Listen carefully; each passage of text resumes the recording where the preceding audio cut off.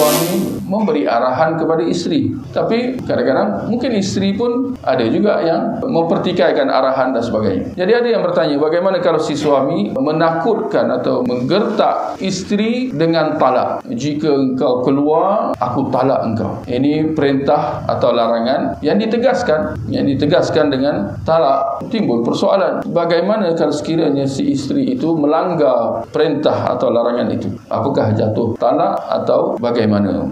Alhamdulillah, ternyata jumhur para ulama mengatakan bahawa tidak jatuh. Tapi perlu diperhatikan niat sang suami itu apabila dikata macam itu. Apakah yang dia niatkan? Adakah dia meniatkan sebagai satu penegasan supaya si isteri tidak keluar, atau dia memang meniatkan talak itu? Jika si suami meniatkan sebagai satu penegasan supaya isteri itu benar-benar tidak keluar, bukan meniatkan talak, maka dalam keadaan itu talak itu tidak jatuh. Berbeza kalau dia memang meniatkan talak, maka ketika itu talak itu jatuh.